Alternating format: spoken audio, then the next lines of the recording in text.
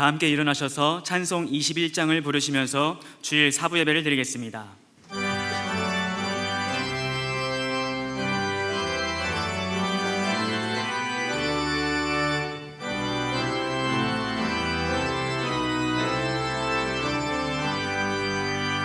다 찬양하여라 전능한 창조의 주께 내 원하 주 찬양 영광과 구원의 주님 성도들아 주 앞에 이제 나와 즐겁게 찬양하여라. 다 찬양하여라 놀라운 만유의 주께 포근한 날개 밑 늘 품어주시는 주님 성도들아 주님의 뜻 안에서 내 소원 다 이루리라. 다 찬양하여라 온몸과 마음을 바쳐 이 세상 만물이 주 앞에 다 나와 찬양 성도들아 기쁘게 소리 높여 영원히 찬양하여라.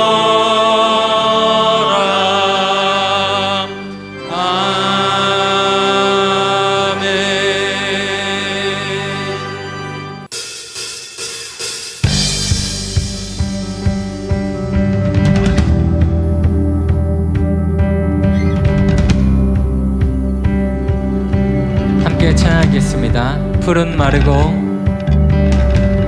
푸른 마르고 꽃은 지르나 주의 말씀은 영원해.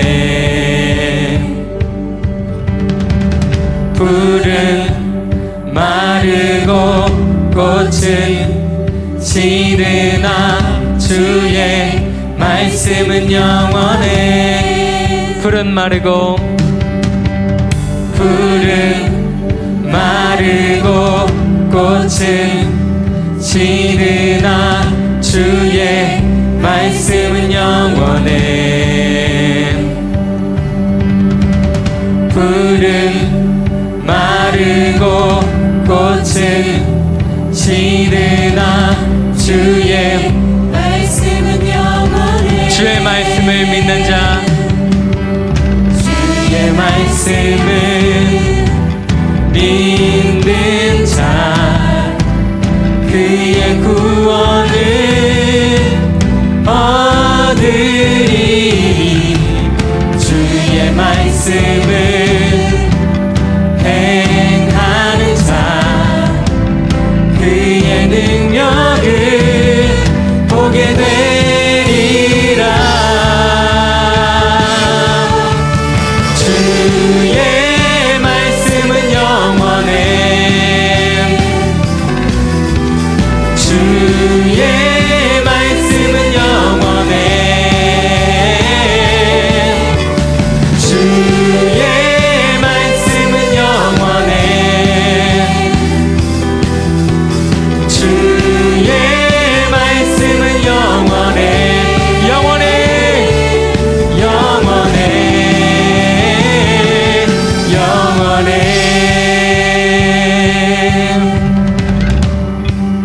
함께 찬양하겠습니다. 푸른 마르고 푸른 마르고 꽃은 지르나 주의 말씀은 영원해. 푸른 마르고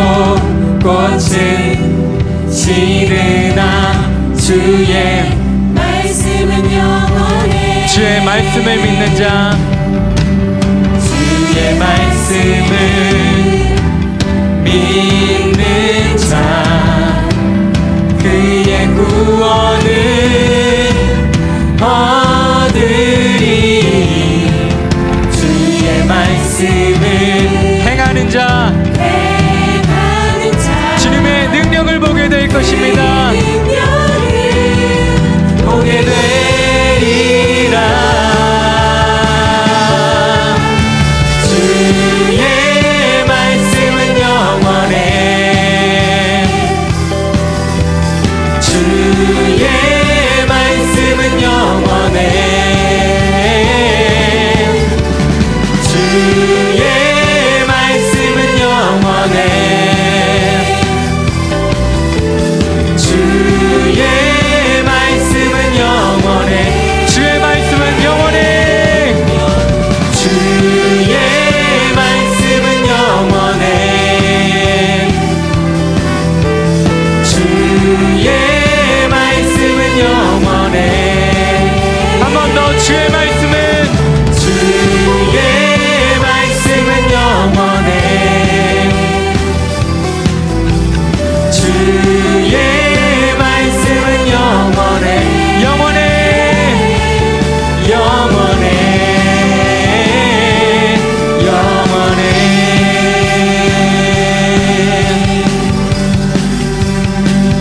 주님의 말씀은 영원한 줄 믿습니다. 우리 같이 사랑 앞에 영광의 박수로 나아가겠습니다. 할렐루야.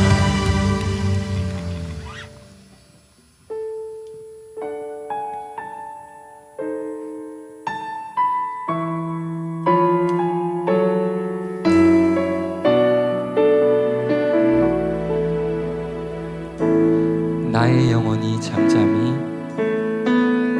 나의 영혼이 잠잠히 하나님만 바라며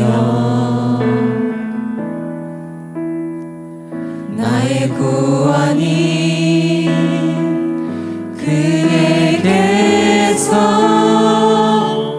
나는 도다. 나의 영혼아 잠잠히 하나님만 바라라. 나의 소망이 저에게서 나는 도다.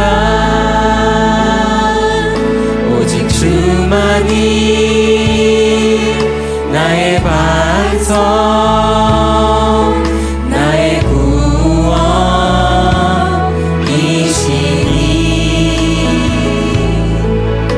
오직 주만이 나의 산성, 내가 요동치 아니하리.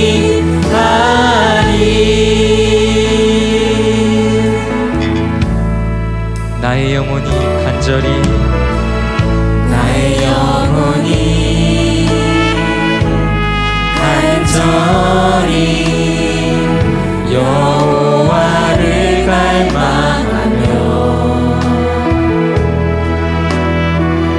나의 입술이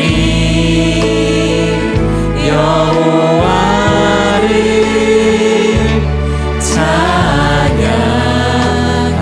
찬양하리. 나의 영혼이 즐거이, 나의 영혼이 즐거이 여호와를 따르리니. 나의 평생에 오직 여호와 한 분만을 성축하며 살아가겠습니다. 오직 주만이, 오직 주만이 나의 반석, 나의 구원이시니. 오직 주만이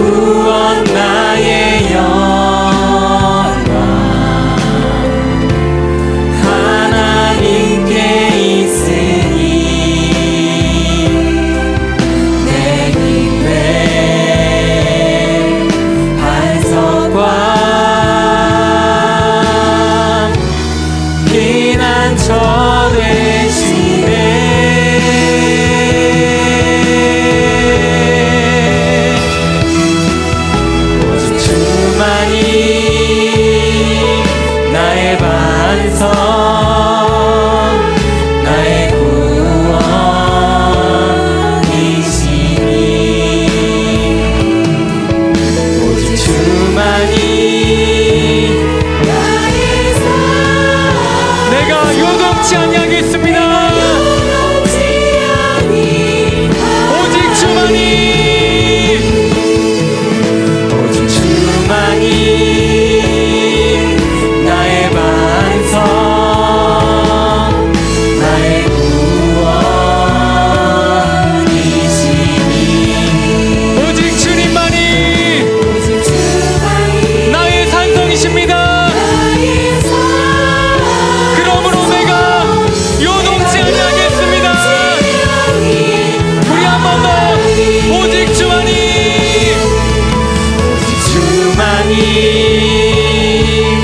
나의 반석 나의 구원이시니 오직 주만이 나의 반석 내가 요동치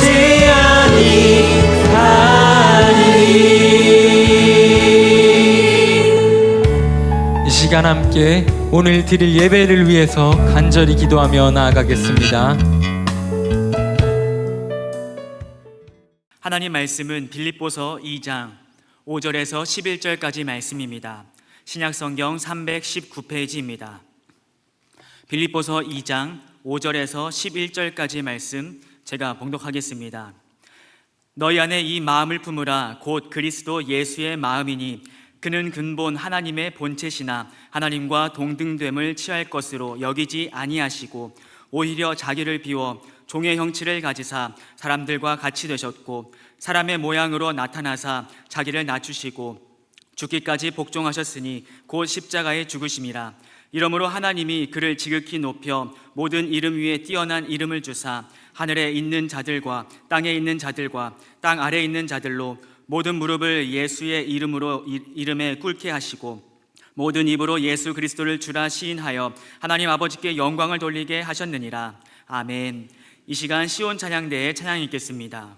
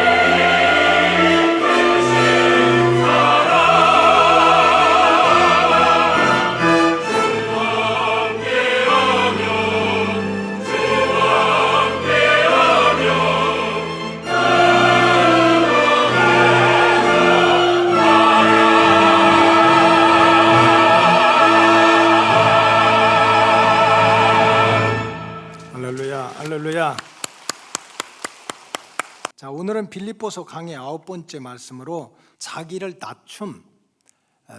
낮춤이라는 제목으로 함께 은혜를 나누고자 합니다. 우리가 신앙생활을 할 때 항상 읽고 항상 듣는 이 하나님의 말씀이 참 어렵다, 그렇게 느껴질 때가 많이 있어요. 하나님의 말씀이 참 어렵다. 말씀이 어려운 이유가 뭘까요? 이거는 말씀을 이해하지 못해서 어려운 것도 아니고 또 말씀을 믿지 못해서 어려운 것도 아닙니다. 말씀을 바로 알고 이해하고 믿고 있어도 그 말씀대로 살지 못해서 어려운 거예요. 하나님의 말씀이 어렵다는 게 이거 읽으면 알지, 믿습니다 하면 믿어지는데도 왜 하나님의 말씀이 어려울까? 그 말씀대로 살지 못하기 때문에 오는 어려움입니다.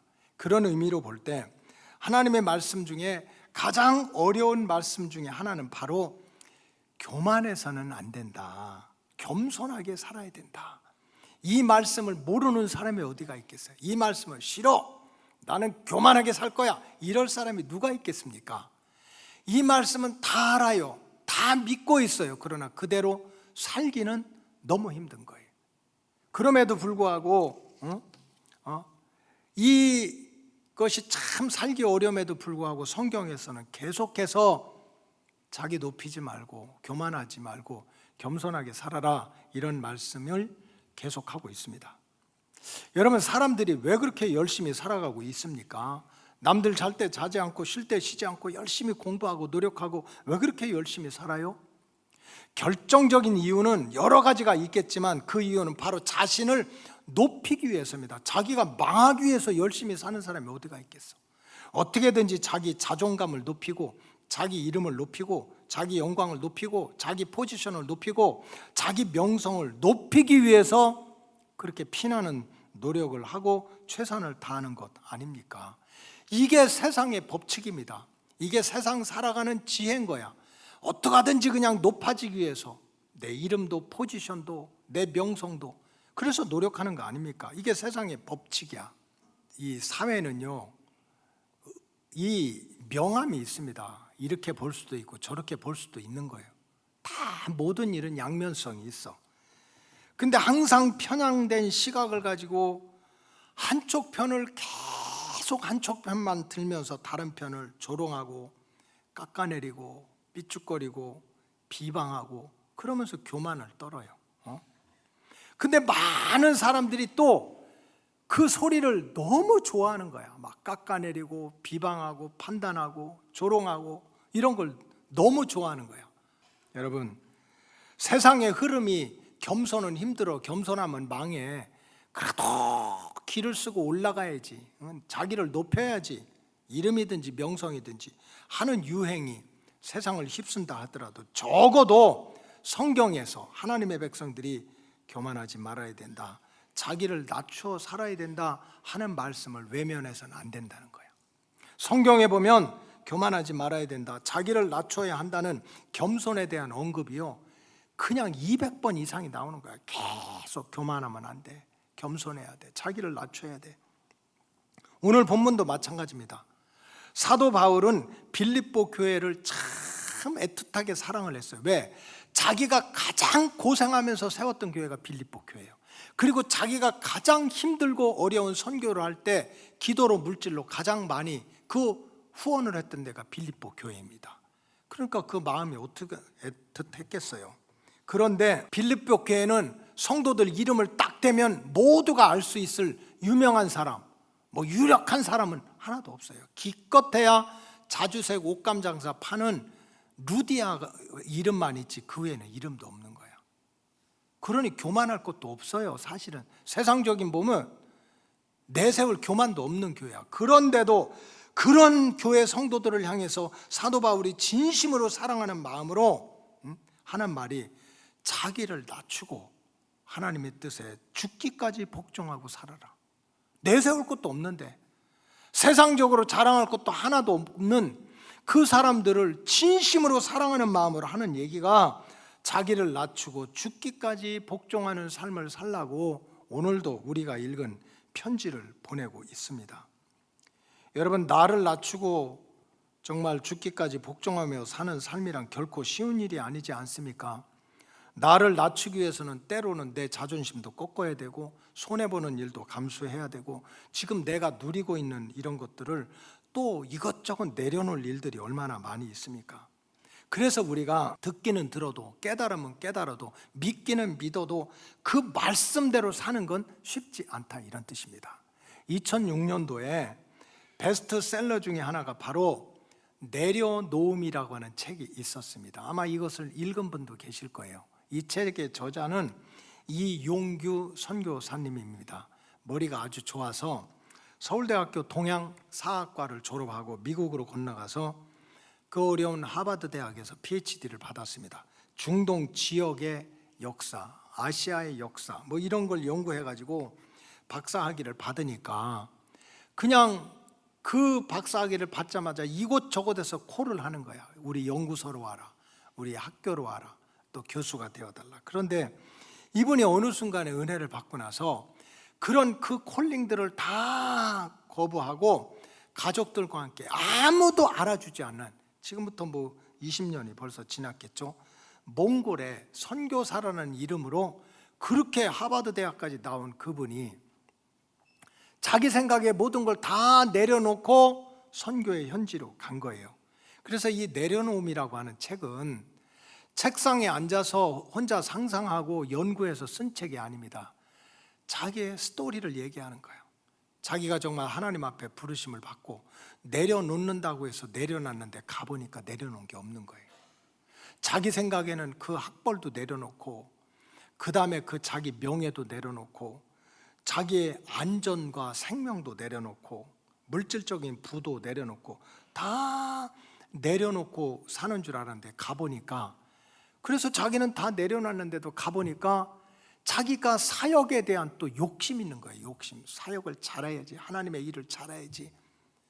그래서 그거를 깨닫고 이거 내가 내려놨다 하지만 여전히 자기는 자기 욕심 가운데 살아가고 있구나, 이거를 깨닫고 이런 글을 쓴 거예요. 인간은 끊임없이 내 것을 주장하면서 산다. 자기도 모르게 내 생각, 내 욕심, 내 자리, 내 꿈.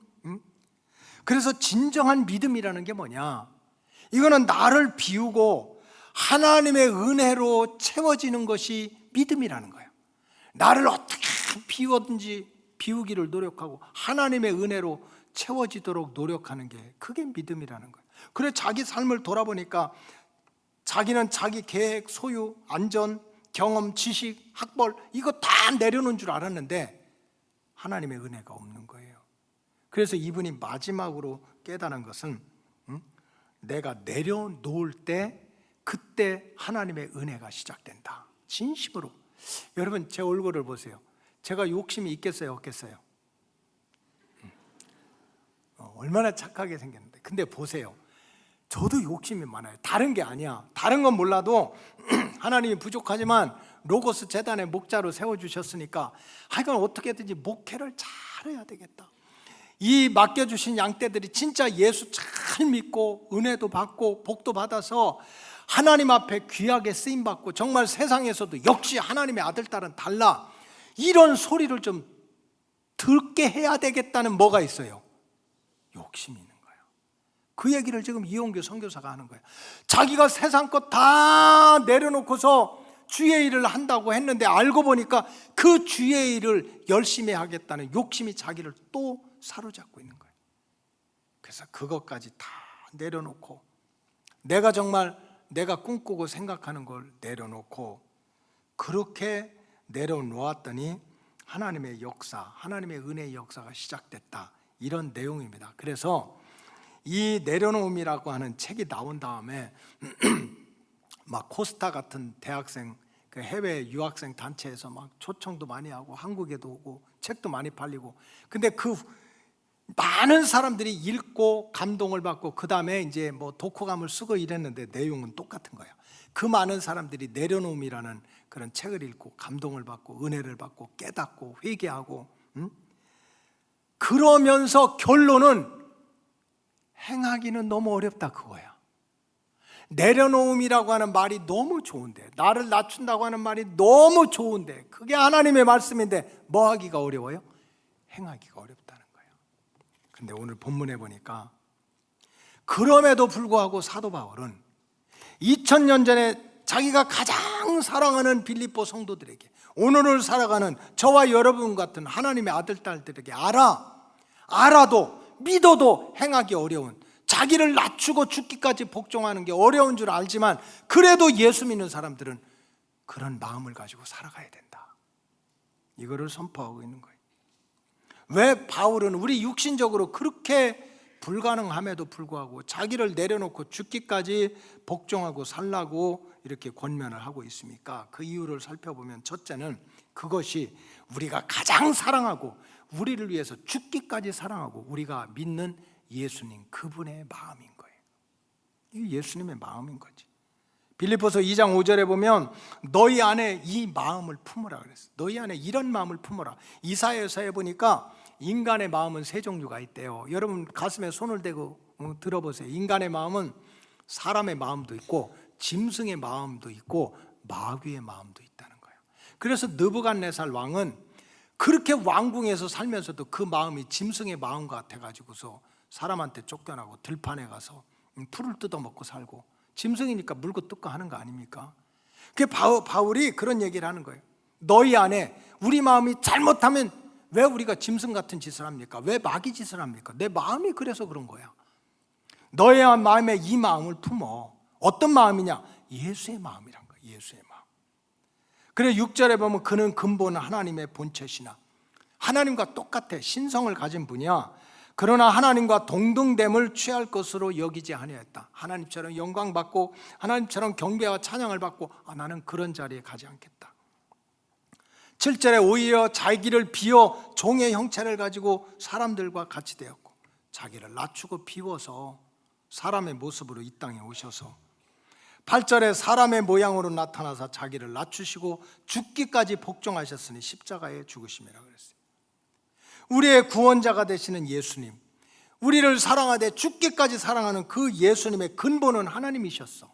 신성을 가졌는데 우리를 사랑해서 우리를 구원하기 위해서, 우리를 죄악의 굴레에서 벗어나기 하기 위해서 오히려 예수님이 자기를 낮추시고 사람의 몸을 입고 죽기까지 복종하시면서 우리를 향한 구원의 역사를 이루었다는 뜻입니다. 이게 주님의 모습이고 주님의 마음이라는 거예요. 여러분, 구원에 이르는 믿음이 뭘까? 믿음은 여러 가지지. 안 된다고 믿는 것도 믿음이에요. 잘 된다고 믿는 것도 믿음이지. 그래서 아까 제가 얘기한 것이 잘 될 것 같습니다는 것이 진심으로 믿고 하라는 얘기야. 진심으로. 한번 해볼까요? 얼굴 보니까 잘 되실 것 같습니다. 시작. 아니, 인상 쓰지 마시고 진짜. 여러분, 안 된다고 믿는 것도 믿음이에요. 그거 절대 안 됩니다. 그것도 믿음이라니까. 어떤 믿음이야? 안 된다는 믿음이지. 여러분, 구원에 이르는 믿음, 적어도 바울이 얘기하는 구원에 이르는 믿음은 성경 지식 조금 안다고 그게 믿음이 있다는 게 아니야. 교회 생활 익숙하다고 그게 믿음이 있는 거 아니야. 서당계 3년이면 풍어를 읊는다고 그랬는데 교회 10년, 20년 다니면 교회 생활 모르겠어요? 주일날에는 교회 가는 날, 밥 먹을 때는 기도하는 거, 성탄절에는 예수님 오신 날, 부활절에는 예수님 부활한 날, 여름에 오면 여름 성경학교, 이거 모르는 사람이 누가 있겠느냐. 바울은 지금 적어도 구원에 이르는 믿음은 그런 게 아니라는 거야. 성경 지식이나 눈에 보이는 교회 생활의 익숙함이 우리를 구원으로 인도하는 믿음이 아니라는 거예요. 구원에 이르는 믿음은 나를 사랑하실 때 죽기까지 사랑하신 그 예수님의 마음을 배우고 본받아 살려고 씨름하는 것, 그것이 바로 구원에 이르는 믿음이라는 거예요. 그래서 사도 바울같이 그렇게 훌륭한 사도도 정말 하나님 앞에 기도할 때마다 주여 이 마음이 예수님의 마음으로 바뀌게 해달라고, 도대체 이 심장이 예수의 심장으로 이식시켜달라고. 왜냐하면 틈만 있으면 이게 짐승의 마음이 될 수도 있고, 사람의 마음은 조석으로 바뀌고 얼마나 감정적이고 충동적입니까? 그 예수님의 마음으로 본받게 해달라고. 예수님의 마음은 어떤 마음이겠어요? 정말 자기를 낮추고 하나님의 기뻐하시는 일에 죽기까지 복종하는 믿음이지. 그래서 찬송 455장에도 보면 어떻게 하면 우리 마음에 진정한 평안이 찾아올까? 어떻게 하면 이 험악한 세상을 이기는 힘이 도대체 어디서 나올까? 그거에 대한 대답은 주님의 마음을 본받으라는 거예요. 주님의 마음. 주님의 마음을 본받는 자, 그 마음의 평강이 찾아오면 험악한 세상을 이기림이 하늘로부터 임함이로다. 주님의 마음 본받아 살면서 그 거룩하심 나도 이루리. 정말 이 험악한 세상을 이길 힘이 승질낸다고 소리 지른다고 그냥 남 받고 올라간다고 생기는 게 아니라는 거예요. 평강이 내가 교만 떨고 의시된다고 생기는 게 아니라는 거야. 예수님처럼 자기를 낮추고 하나님이 기뻐하는 일이라면 죽기까지 복종하는 그 자리에 평강이 찾아오고 험악한 세상 일이 물러간다는 뜻입니다. 따라서 우리 로고스 가족들은 바울처럼 주님의 마음을 본받기 위해서라도 자기를 낮추고 복종하는 그러한 삶을 위해서 씨름하는 저와 여러분들이 되시기를 주님의 이름으로 축복합니다. 사도 바울이 우리가 왜 자기를 낮추고 복종하는 삶을 살아야 되냐? 빌립보 교인들은 세상적으로 내세우고 이름만 얘기하면 다 알아. 그런 사람들이 없어요. 그런데도 왜 그렇게 내세울 것도 없는 그 사람들도 그래도 자기를 낮추고 하나님의 뜻에 죽기까지 복종하며 살아야 돼. 왜 이런 말씀을 전했겠습니까? 바울은 알아요. 교만하면 반드시 망하니까. 교만하면 반드시 망한다는 걸 알기 때문에 사도 바울이 그렇게 사랑하는 빌립보 교회 성도들이 망하면 안 되잖아요. 예수님이 어떻게 예수 믿고 구원받았는데. 그러니까 그 영과 육이 망하지 않게 하도록 하기 위해서는 절대로 교만하면 안 되니까 자기를 낮추고 그렇게 살아야 된다라고 강조하고 있습니다. 여러분, 세상에서도 마찬가지입니다. 믿는 사람들도 마찬가지예요. 사람이 교만해지면 배우는 것이 없습니다. 사람이 교만해지면 자기 외에는 보이는 게 없어요. 그 사람이 교만해지면요, 부모도 안 보이고 자식도 안 보여. 교만한 자식이 성공하면 지가 잘나서 성공한 줄 알아. 교만한 자식이 성공하면요, 누군가가 자기를 도와줬다는 거 아무것도 몰라. 제가 이건 우리 교인들 한번 보여주고 싶어요. 내가 누구보다 더 공부를 많이 했다, 똑똑하다, 힘이 있다는 거는 그것이 있는 이유가 있는 거예요. 하버드 대학 졸업식에서 한국 학생이 졸업 연설을 했습니다. 그 졸업식에서 졸업 연설을 했다고 하는 것은 어쨌든 그 해의 영웅이야. 영웅, 위너, 이긴 자가 아니라 히어로야. 정말 떠받들. 근데 이제 그 한국 학생이 자기 엄마 아버지가 고생한 얘기, 이렇게 막 식당에서 일도 하고 그렇게 고생하면서 이제 했던 얘기를 하면서 얘기하는 거예요. 자기가 하버드 대학을 졸업하면서 다 묻고 싶다는 거예요. 우리가 정말 모든 사람들이 선망하는, 모든 사람들이 꿈꾸는, 모든 사람들이 가고 싶은 이 하버드 대학에서 우리가 이렇게 졸업할 수 있는 프리빌리지, 특권을 받은 이유가 뭐냐는 거야. 그거는 네가 받은 특권은 네가 혼자 잘나서 된 것이 아니라는 거지. 가까이는 네 엄마 아빠의 눈물이 있고, 또 가까이는 학교에서 이름 없이 청소하는 청소부들이 있고, 또 가까이는 그 식당에서 우리 공부하라고 줬던 그 식당에서 일을 하는 그분들이 있고, 내 눈에 안 보이지만 내가 이 학교를 들어가 가지고 그 어려운 참 과정을 마치고 이런 자리에 올라오기까지는 절대로 나 혼자 잘나서 된 것이 아니다. 누군가의 도움을 받아서 이 자리에 올라왔다. 그러니 우리는 다 안다. 나도 그 속에 있다. 하버드 대학 나왔으니까 나 성공해야지, 나 돈 많이 벌어야지, 나 유명해지지. 그런 마음이 없는 사람이 어디가 있겠느냐. 그러나 just a minute, 잠깐만 우리가 한 번 더 생각해 보자. 그래도 내가 이 자리에 온 거는 누군가가 우리를 도와줬으니까 그 받은 은혜를 생각해서 우리는 내가 가진 이 실력으로, 이 꿈으로 누군가를 섬기는 삶을 살아야 되지 않겠느냐. 저는 그거를 듣고요, 정말 가슴이 벌렁벌렁 뛰더라고. 세상에 공부 잘하는 사람이 하나 둘이야? 실력 있는 사람이 하나 둘이야?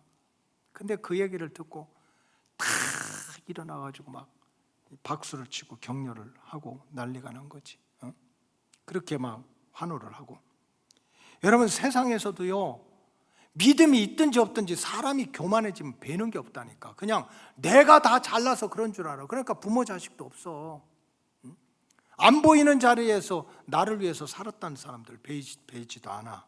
그러니까 결국은 사람이 교만해지면 원수가 많아지고요, 적이 많아지고 시기하고 질투하는 대적자가 많아지고, 결국은 하나님 믿는다 하더라도 하나님의 존재와 역사를 무시하게 됩니다. 그러니 인생이 평탄할 수가 없어요. 자기도 모르게 무너지는 인생을 살아갈 수밖에 없습니다.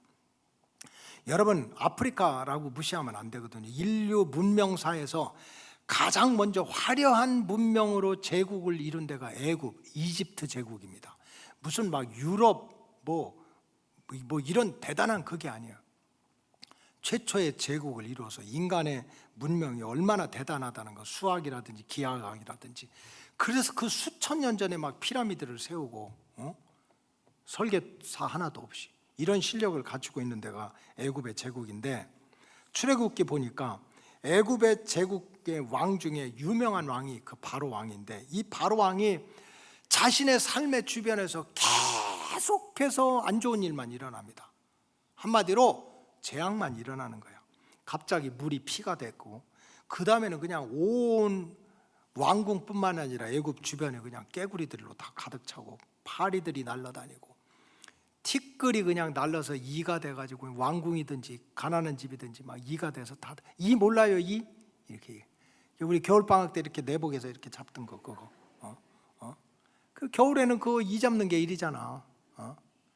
그거를 그냥 마을을, 왕궁을 다 뒤집어 놓고 가축대가 죽고 악성 종기가 일어나고, 농사 다 쳐놓으니까 우박이 쏟아지고, 추수하려니까 메뚜기가 와서 다 걷어먹고, 나중에는 애굽 땅에 있는 장자들이 다 죽는 거예요. 그러니 이 왕이 이게 무슨 체면입니까? 태평성대가 돼야 되는데 그냥 바로 왕의 주변에서 일어나는 게 다 재앙일 뿐이야. 왜 그럴까? 전쟁이 일어나서 전쟁이 진 것도 아니고, 천재지변이 일어나서 이런 재앙이 온 것도 아니었어요. 알고 보니까 교만입니다. 출애굽기 이하에 보니까 바로에 대해서 형용사가 붙을 때마다 바로가 교만하여, 바로가 목이 곧아서, 바로가 완악해서, 계속 바로가 교만해서 목이 곧아가지고 완악해서 모세와 아론의 말을 무시하고 하나님 말씀 무시했다는 거지.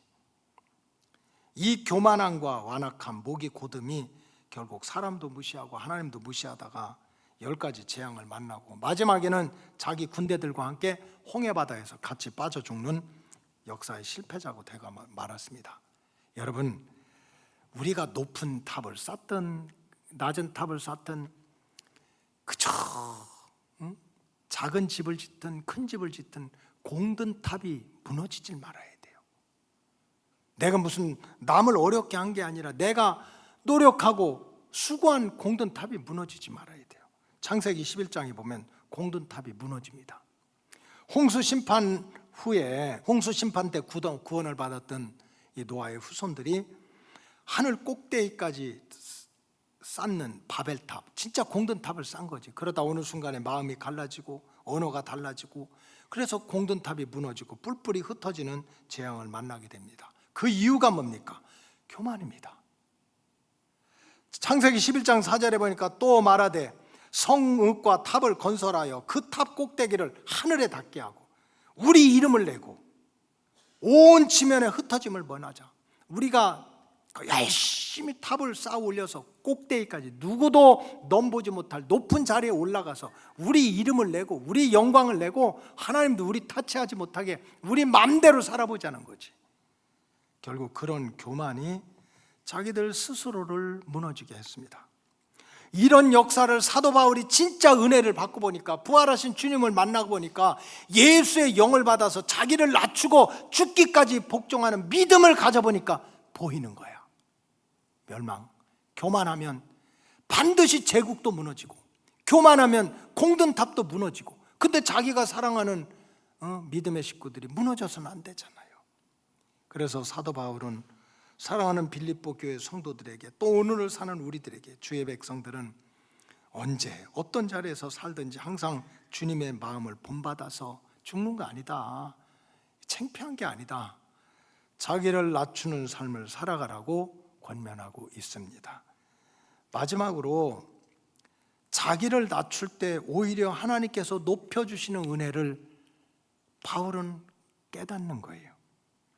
빌립보서 2장 9절을 이렇게 시작합니다. 한번 따라하세요. 이러므로.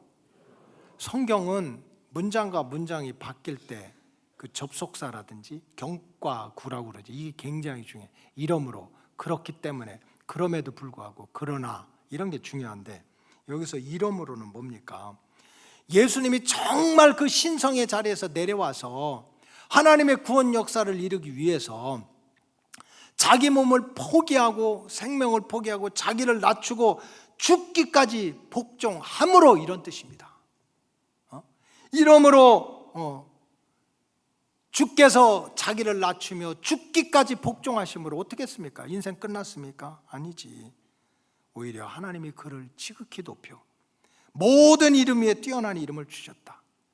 10절에 하늘에 있는 자들, 영적인 세계와 땅에 있는 자들, 인간 세계와 땅 아래에 있는 자들, 지옥에 있는 악한 마귀 사탄들까지도 예수님의 이름 앞에 무릎을 꿇게 만들었다는 거예요. 하나님이 11절에 모든 입으로 예수 그리스도를 주로 시인하여 하나님 아버지께 영광을 돌리게 했다.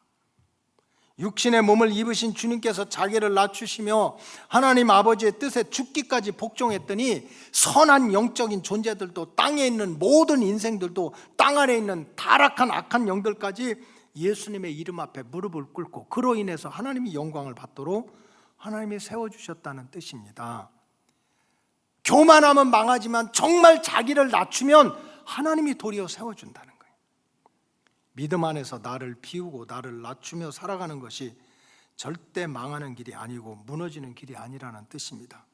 오히려 나는 모르지만 모든 것을 아시고, 또 나는 할 수 없지만 모든 것을 할 수 있는 정능자가 되시는 하나님께서 하나님의 섭리 안에서 자기 백성을 오히려 세워주고 갚아주고 은혜 주시는 일을 하나님께서 하신다는 뜻입니다. 이용규 선교사가 자기가 모든 것을 내려놓은 줄 알고 하고 보니까 또 내려놓지 못한 욕심이 있어서 그것까지 깨닫고 더 내려놨더니, 더 낮아졌더니 그분이 역사를 하시더라는 거예요. 하나님이 역사를 하셨다. 여러분, 구원의 문제와 우리 육신의 삶의 평안함의 문제는 다른 문제입니다. 이거를 오늘 꼭 구별을 해야 돼요. 우리가 정말 예수 믿고 구원받아서 하나님의 자녀가 돼서 죄사함 받고 천국 백성이 되는 것은 100번 1000번을 말씀드려도 하나님의 은혜입니다. 우리가 잘나서, 우리가 공로가 있어서 구원받은 게 아니에요. 정말 우리가 천국 백성이 되고 영원한 지옥불의 형벌에서 이렇게 건져냄을 받는 것은 하나님의 은혜고 십자가의 은혜를 믿음으로 받는 것입니다. 그러나 우리가 이 땅을 살아가는 동안 내 육신이 평탄한 길을 걷느냐, 아니면 가시덩굴과 엉겅길을 걷느냐, 짐승떼들이 달라붙는 그런 길을 걷느냐 하는 문제는 다른 문제라는 거예요. 다른 문제. 우리가 어떤 마음을 가지고 살아나가느냐에 따라서 그때그때마다 육신적으로 겪는 길은, 일은 달라질 수 있다는 뜻입니다. 평탄한 길을 걸어갈 수가 있고요, 가시덩굴과 엉겅퀴로 가득한 길을 걸어갈 수도 있고, 대로 같은 길을 갈 수도 있고, 넘어지고 쓰러질 수도 있다는 거예요. 뭐 때문에? 마음 때문에. 마음 때문에. 우리 이스라엘 왕 다윗 왕의 역사를 보세요. 다윗이 겸손하게 가장 자기를 낮추고 하나님만 의지하고 살아갔을 때는 싸움대장 골리앗이 와도요 문제가 안 됐습니다. 돌멩이 몇 개로 물리칠 수 있게 했습니다. 그 사울왕이 창과 칼을 던지고 자객을 보내고 난리를 쳐도요 정말 악한 영이 만지지도 못하도록 하나님이 다윗을 지켜줬어요. 다윗이 겸손한 마음으로 자기를 낮추고 하나님을 붙잡고 사니까 하나님이 일을 하셨어요. 근데 사무엘상 24장에 보니까 전혀 다른 역사가 나타나요. 다윗이 왕이 된 다음에 배부르고 등 따시고 살만하니까 어느 날 군 사령관 요압을 시켜가지고 20세 이상의 남자들의 인구 조사를 하라고 그랬습니다. 20세 이상의 남자들의 인구를 조사해봐라. 그 결과로 사흘 만에 7만 명이나 연병에 걸려서 죽는 대재앙을 만났습니다. 여러분 생각해 보세요. 하나님 어떻게 그럴 수 있어요? 아니 왕이 자기 백성 중에 20살 이상의 남자들을 인구조사했다는 것이 뭐 그렇게 잘못입니까? 군사적으로 봐도 세금적으로 봐도 정치적으로 봐도 잘못한 게 하나도 없어요. 근데 하나님은 다윗의 마음을 아셨어요. 마음을 보셨어. 다윗이 어느 순간에 하나님의 은혜가 아니라 이 20살 이상의 장정들만 모아놔서 이들로부터 세금만 걷어도 국가가 흔들리지 않고 이들을 군대를 만들면 자기 왕궁 자기 나라를 지킬 수 있다고 하는, 어느 순간에 하나님의 은혜를 잃어버리고 이 돈을 가지고 이 군대를 가지고 자기 힘으로 자기 나라를 지킬 수 있다고 생각하는 다윗의 교만한 마음을 하나님이 읽으신 거예요. 그래서 하나님은 하나님의 징계의 손을 들어서 3일 동안 7만 명이 죽는, 너 3개월 동안 죽을 고생을 할래? 전쟁이 몇 년 나게 할래? 그래서 다윗이 할 수 없이 그냥 고생을 하라도 또 바짝 며칠 하고 끝난다고 했던 게 7만 명이 죽은 거예요. 다윗이 인구 조사를 한 것, 교만한 마음을 가진 것, 그것 때문에 지옥에 떨어졌다고는 볼 수 없어요. 이거를 구별할 줄 알아야 돼. 어떻게 구원했는데? 예수님이 저와 여러분들을 구원했을 때 목숨까지 버리고 구원했는데 우리가 조금 잘못했다고, 우리가 조금 교만했다고, 우리가 조금 거짓말했다고 지옥 보내고 안 해요. 여러분들 얼굴 피고 살아도 돼요. 그래서 로마서에 보면은 이 바울이 그걸 깨닫고 사망이나 적신이나 기근이나 칼이냐 위협이라도 나를 절대로 그리스도의 사랑에서 끊을 수 없다. 구원의 반열에서 떨어지는 거는 쉽지 않다는 거야. 왜? 강권적으로라도 주님이 나를 붙들어 주니까. 그러나 내 삶이 평탄하느냐 or not, 그렇지 않느냐는 다른 문제야. 그건 내 마음에 따라서. 우리가 교만했다고 지옥 가는 건 아니야. 그러나 그것 때문에 우리 삶이 흐트러질 수가 있어요. 평탄의 길이 어긋날 수 있어. 다윗이 바로 그건 거예요. 무슨 인구조사했다고 백성 7만 명 죽었다고, 교만 떨었다고 지옥에 떨어졌냐? 그건 아닙니다. 그러나 어느 순간에 하나님의 은혜를 잃어버리고 교만하고 자기를 내세우고 자기를 높이고 하는 마음 때문에 하나님 앞과 사람들 앞에서 육신적으로 참담한 실패와 아픔과 백성들 앞에서 끝없는 부끄러움을 당하는 재앙을 만나게 됐습니다. 따라서 저와 여러분들은 자기를 낮추고 죽기까지 복종하는 마음의 자세를 가지고 사는 것이 절대로 망하는 길이 아니다. 이건 오히려 나를 평탄하게 하고 하나님이 지켜주시고 하나님이 세워주시는 은혜 받는 기름을 깨달으시기 바랍니다. 참 나를 낮춘다는 것이 힘들거든요. 이제 점심 먹고 오늘 우리 교회도 참 교회가 미래를 생각해야 되니까 가정도 교육도 젊었을 때 해야 되잖아요. 그래서 탈무드 학교를 1차 이제 이렇게 오픈을 하면서 우선 젊은 부부들부터 가정 생활도 잘하고 애도 믿음 안에서 키우자 하는 그거를 좀 하기 위해서 탈무드 학교를 오픈을 하는데, 제가 그런 얘기를 해보려고 그래요. 여러분, 부부 싸움도 규칙을 가지고 해야 돼요. 규칙을 가지고. 무대뽀로 하면 안 된다고. 여러분, 동네 싸움하고 세계 챔피언 싸움은 달라요. 동네 싸움은 내 창피해도 내가 몸으로 보여줄게. 이렇게 싸워요. 이렇게 하면서 눈 떠 감어. 눈까지 감고 막 이렇게 싸운다니까. 배는 곳 없이, 규칙이 없이. 그러니까 막 코 터지고 눈 터지고 난리도 안 해요. 그런데 정말 챔피언을 뽑는 진짜 싸움은 어떡합니까? 딱 이렇게 싸우잖아. 그 때릴 때는 때리고 안 때리는 안 때리고. 맞아요, 틀려요. 여러분, 우리 교회는 절대로 부부싸움 하지 않습니다. 믿습니다. 우리 한성일 장로님이 정혁순 권사님하고 싸우겠어요? 얼굴을 보세요. 응? 근데 부부 싸움을 하더라도 규칙을 지켜야 된다는 거지. 그 중에 하나가 이기려고 하지 말라는 거야. 이기려고. 한 장로님, 이기려고 하지 마세요. 아니, 어디 이길 데가 없어서 자기 부인을 이기고, 어디 이길 데가 없어서 자기 남편을 이기려고 그래. 오수주 권사님 알았죠? 이기려고 하지 마. 그다음 못 이길 거야. 키도 작아가지고. 규칙 하나만 잘 지켜도 우리가 많은 얽히고 설킨 문제들이 꼬이질 않아요. 아주 그냥 회사에서부터 그냥 오늘 집에 가기만 해봐라. 그냥 내가 반드시 박살낸다. 왜 그래? 싸움 안 할 수는 없지. 근데 규칙을 알면 그만한 환란이 적어지는 거지. 잘 되기 위해서 싸우는데 왜 이기려고 합니까? 신앙생활도 마찬가지. 여러분, 저와 여러분들이 예수 믿고 구원받아 천국 가는 건 마터는 밥상이야. 그러나 이 땅에서 평탄한 길을 가느냐, 가시덩굴과 엉겅퀴로 꼬여있는 길을 가느냐는 것은 우리 마음의 자세에 따라서 그때그때 달라질 수가 있다는 거예요. 그래서 사무엘 선지자는 하나님은 우리의 외모를 보시는 게 아니라 우리의 뭘 본다고 그랬어요? 중심을 보신다고 그랬어요. 따라서 우리 로고스 가족들은 언제 어떤 자리에서든지, 그게 가정이든지 직장이든지 교회에서 어떤 사명을 감당하든지 절대로 자기를 높이고 자기를 내세우고, 자기가 꽃병이야, 나 여기다 꽂아놓지 않으면 안 해, 뭐 이런 마음을 가져서는 안 되고, 예수님처럼 자기를 낮추고 또 하나님의 뜻에 죽기까지 복종하면서 하나님의 은혜를 구하며 살아가야 될 줄로 믿습니다. 그러면 육신의 재앙이 물러가고 평탄한 길로, 내가 살아가는 동안 평탄한 길로 인도하는 것은 하나님의 손길입니다. 이런 은혜를 체험하시기를 주님의 이름으로 축복합니다. 기도하겠습니다. 하나님 감사합니다.